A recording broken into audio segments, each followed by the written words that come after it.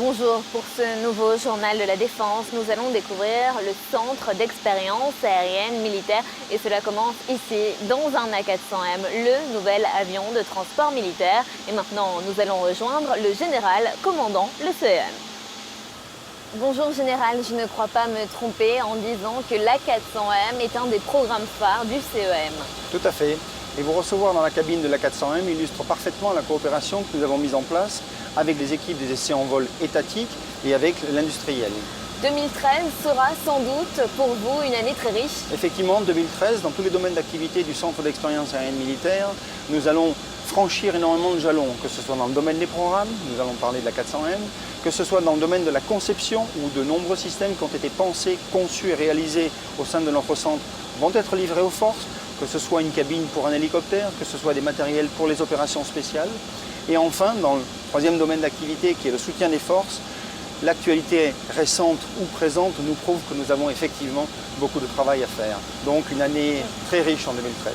Alors Général, nous allons nous attarder sur une unité que vous connaissez bien, le département de médecine aéronautique opérationnelle.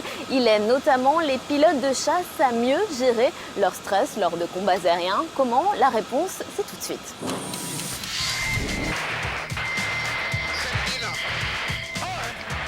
Au combat, les pilotes sont soumis à des contraintes extrêmes.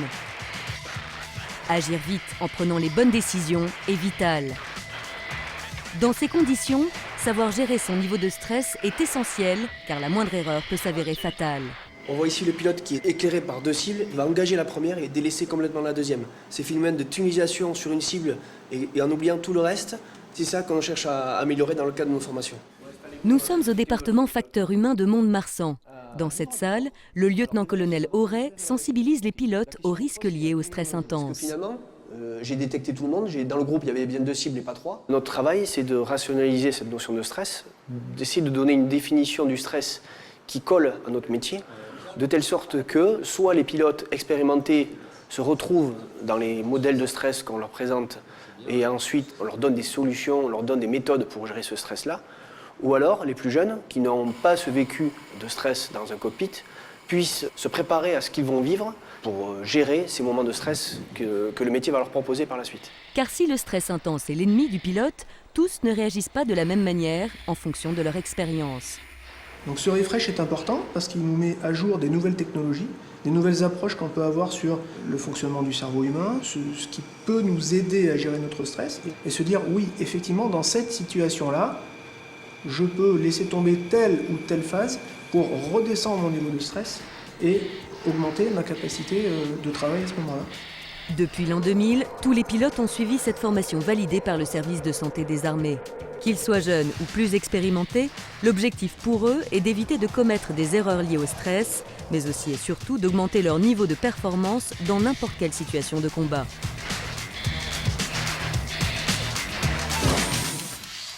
Est-ce que vous avez le sentiment que le roulis est constant? Ça a l'air de diminuer maintenant. D'accord. Vous avez vu la partie facteur humain, mais le département de médecine aéronautique opérationnelle, c'est aussi des outils comme le générateur d'illusions sensorielles. Vous le savez, dans les avions de chasse, le corps est soumis à rude épreuve. Le pilote, quand il n'a pas d'image, peut encourir des risques d'illusions sensorielles. Cet outil va mettre en lumière justement ces défauts de perception de l'oreille interne. Vous connaissez Vigipirate? Eh bien voici Vigimer. Depuis 2001, le ministère de la Défense a mis en place un plan d'action de surveillance et d'intervention maritime. Les détails, c'est tout de suite et en images. Depuis 2001, un plan d'action de surveillance et d'intervention maritime appelé Vigimer a été mis en place par le ministère de la Défense pour lutter contre la menace terroriste. Ce plan Vigimer est ensuite décliné par les préfets maritimes pour les différentes façades.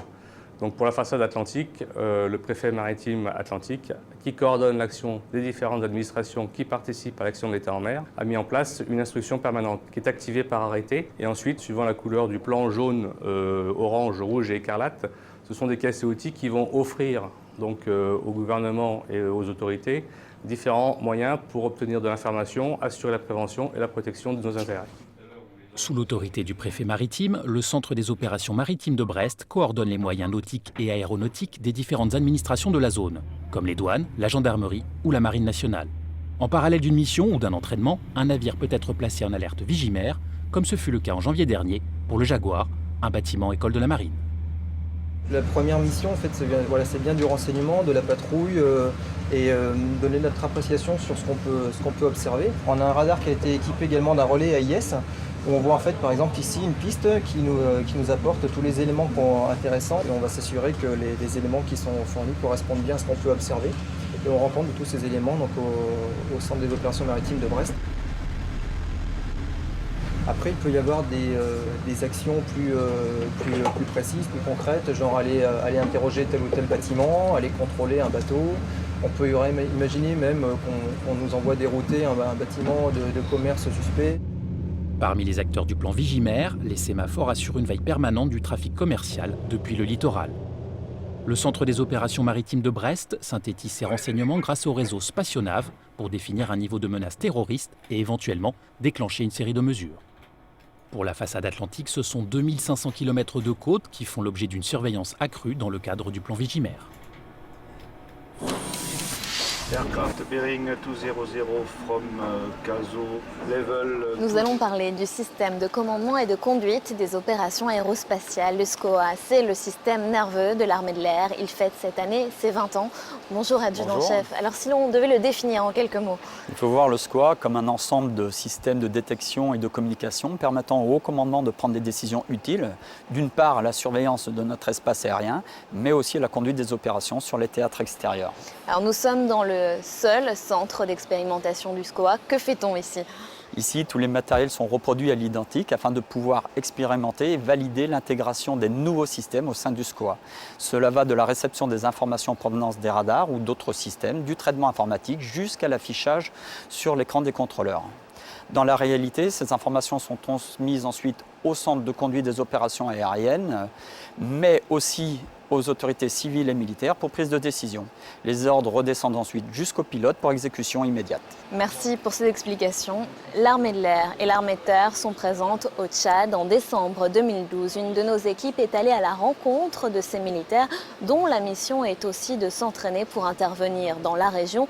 Un exemple récent, l'opération Serval, déclenchée mi-janvier au Mali. Dans le ciel tchadien, 2 Mirages effectuent un passage à très basse altitude. Avec une équipe TACPI, ils participent à un exercice d'appui aérien rapproché, un des nombreux entraînements que réalisent régulièrement les éléments français au Tchad. Près de 950 militaires sont déployés en permanence sur ce théâtre. Ils sont stationnés sur la base aérienne de N'Djamena et sur le camp d'Abéché. Un détachement est également présent à Faya-Largeau. La force épervier, c'est une force qui est ici à N'Djamena depuis 1986, à la demande de l'État tchadien.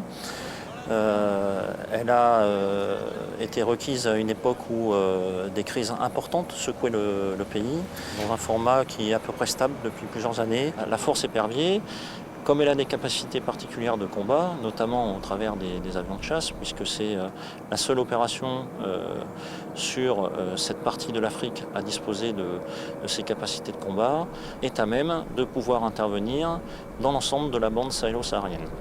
L'ensemble des forces qui sont prépositionnées sur le continent africain sont toutes amenées à n'importe quelle échéance, sur ordre du chef d'état-major des armées, à pouvoir basculer leurs efforts sur une nouvelle crise.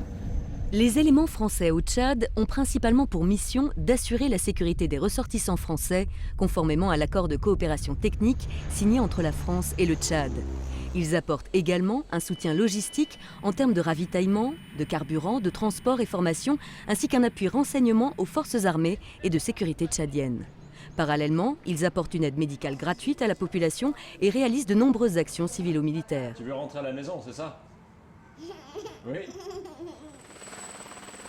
C'est une force très interarmée et qui dispose de nombreuses composantes, aussi bien aériennes que terrestres, et qui permettent ainsi d'offrir une palette très variée de modes d'action, aussi bien à nos partenaires tchadiens que pour nos propres opérations.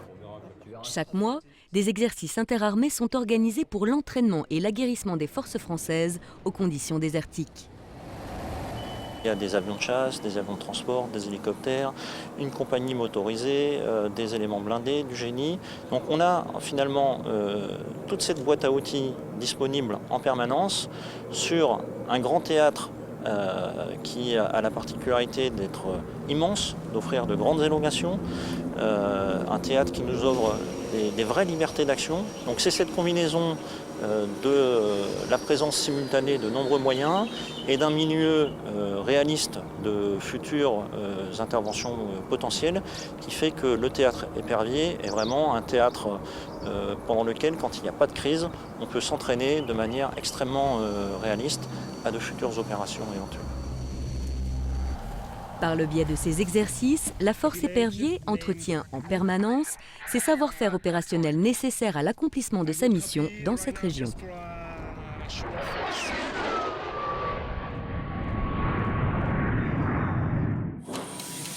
Il faudrait éventuellement l'agrandir aussi. Voilà, nous sommes à l'escadron d'expérimentation et de soutien technique dans les ateliers de conception mécanique. Ici, on crée des matériels qui apporteront dans l'urgence de nouvelles capacités opérationnelles. On a notamment développé un PC, ces logiciels qui donnent aux Rafales de nouvelles possibilités, dont un dialogue possible avec les troupes au sol françaises et alliées.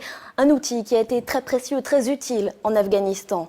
Nous allons maintenant faire connaissance du maître Patricia Roy. Elle exerce la profession de navigateur timonier sur le bâtiment de projection et de commandement d'Ixmude. Portrait. À bord du bâtiment de projection et de commandement d'Ixmude, le maître Patricia Roy est navigateur timonier. Le rôle du navigateur timonier sur ce genre de navire, tant qu'il est BAT, ça va être la mise à jour des instructions nautiques et des cartes marines, la mise à jour du point sur la carte pendant les traversées. Nous avons la cartographie Sénin, qui est une cartographie électronique. Adjoint direct du commandant, le navigateur timonier assure de nombreuses missions. Il est responsable à la passerelle pour tout ce qui concerne les moyens de communication et les relevés météorologiques. Le navigateur timonier a pour objectif de remplir les fonctions de chef du quart. Voilà. Comme dans la marine marchande, c'est la fonction de conduire le bâtiment en sécurité vis-à-vis de la navigation. En fait, le chef du quart, et le maître Roy en l'occurrence, est mon représentant permanent en passerelle pour la conduite du Dixmude en vue d'accomplir sa mission. C'est une spé où rien n'est impossible, il suffit juste de crocher dedans et en fait ça le fait. C'est un travail où rien n'est difficile, mais c'est une accumulation de beaucoup de petites tâches qui sont indispensables. Donc il suffit d'être attentionné, d'être minutieux, d'avoir de la patience parce que l'apprentissage est long. Véritable bras droit du commandement, le navigateur timonier est un marin qui participe activement à la vie à bord en intégrant les alertes incendie ou les exercices d'instruction de secourisme au combat. Vérifier si la personne est consciente. On apprend le secourisme de combat au moins une fois par affectation pour garder en tête comment on passe de la morphine ou comment on fait un bandage compressif. Pour le garrot, vous savez à quelle lettre c'est? Pour moi, en 2013, il y aura 180 jours de mer.